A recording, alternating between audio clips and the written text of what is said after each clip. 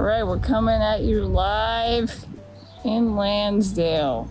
We've been meaning to do this video because Dan has had a new power wheelchair now for a couple months, and he's been wanting to show it off to you all and explain how he got it, but we haven't really gotten around to it because he keeps messing it up.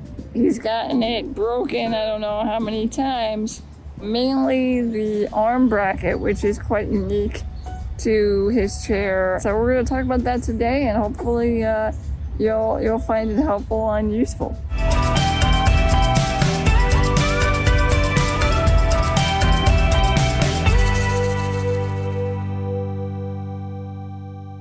There's a deer up ahead, Dan. This is the great outdoors. Maybe you can see it. Oh, dear friend. Did you notice that when you were younger, there were more companies from which you could... Oh my God, look, the deer. Okay, I'm sorry, I'm getting distracted.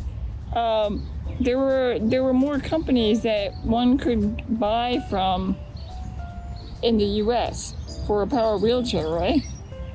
Do you recall that? Yeah. And I tell you this because it affects people's experience a lot as an end user in getting a power wheelchair. It is a process. It isn't something that you could just put it in order and then 3 weeks later it arrives on your doorstep and boom, you're in business. We're talking, especially if we're going through insurance, and most people's insurance who require this type of chair, they use Medicaid, and that's government insurance. So it is a year-plus process that is very drawn out. Well, for Dan, he's not on Medicaid, but he does have insurance, and they follow Medicaid pricing.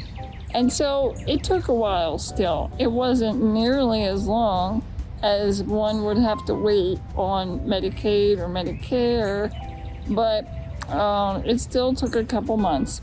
And he finally got it. Over the years, there used to be a lot more medical equipment providers where you could go to them and order your chair, and even with insurance, you could do it.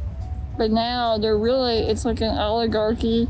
There are only two main players, and they are National Seating Mobility and New Motion. And so you really have to go through them. Only that I know of in this country, there may be few left that are small, but very, very few are left. Who did you go through to get your chair? National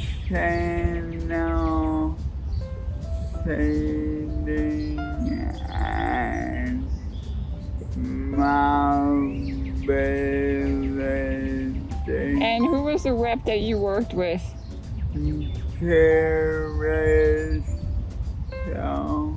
It was Crystal Lee, was the National Seating Mobility rep that worked with Dan. And what these people have to do is they have to specify every single detail of the chair, particularly if it's someone like myself who requires very customized seating, then it's even more of a long, drawn-out process. For Dan, he wasn't as detailed, or Crystal didn't need to be super detailed. She did have to deal with something that is unique and that you may be dealing with too.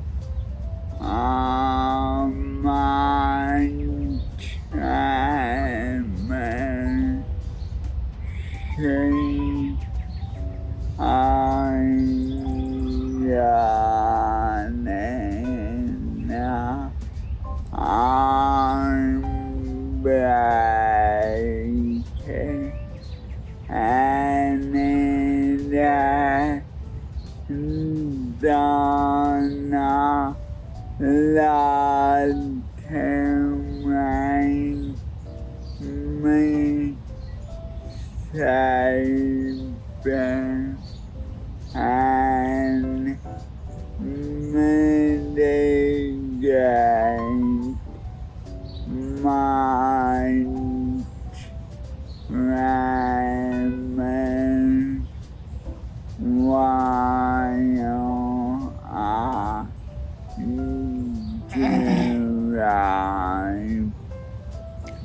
That's right. Yeah. So the major challenge that she had to work with in accommodating Dan was his right hand, which is the driving hand, that has pretty significant tremors.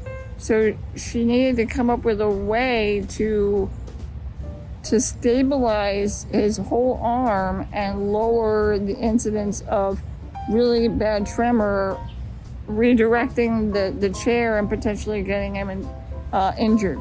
So she did a phenomenal job figuring it out, and we're going to show you her solution, her very creative way of accommodating and stabilizing a pretty significant tremor.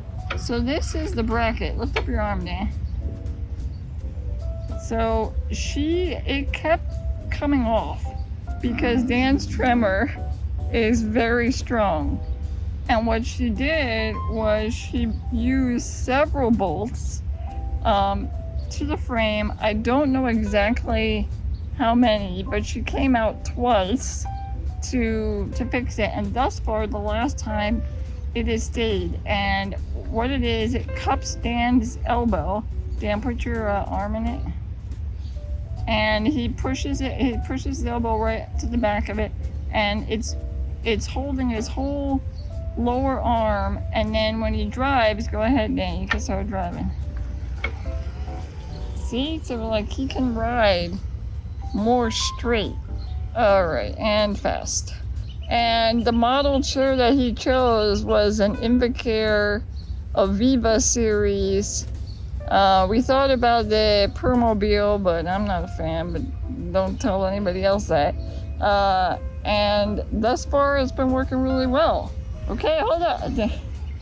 And he doesn't have any power seating except for recline, like your back can recline. He doesn't need anything on his left, so it's a standard armrest on the left. His headrest he did get, and you can see where the color parts get placed. So it's around the hubcap, the frame, and then like a little nub in the back. It's really cute. It's like bright green. It really is an Eagles green, but the purpose was he wanted to represent the Eagles with it. Part of the reason why we chose to push this inward and not stick out farther to the left here is that back in October, Dan, let me see your hand, Dan. Come here. You can see he has a scar on his hand because he was getting off the train and he got his hand caught in the metal door frame of the train, and it's hello, and it scraped his hand so bad he required multiple stitches, and it was horrifying. And I was on the same train with him, but in a different car, and he just came up to me and held out his hand when the blood just started to gush out, and I just wanted to smack him because he said he was rushing.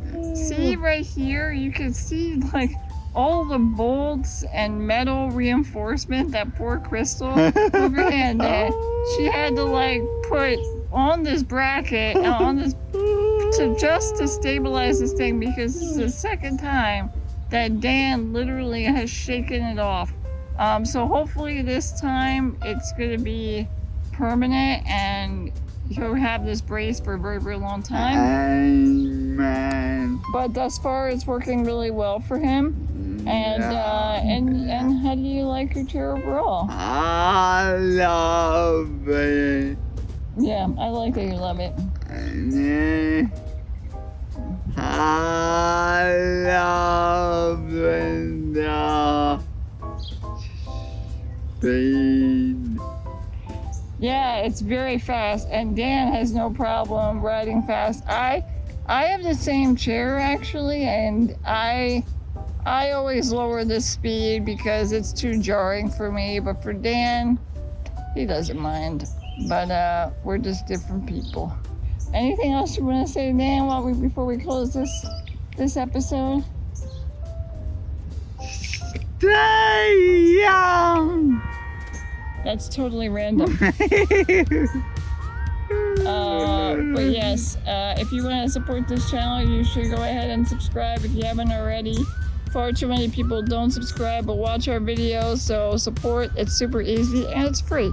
So until next time, folks, keep it Ginchy. Ciao.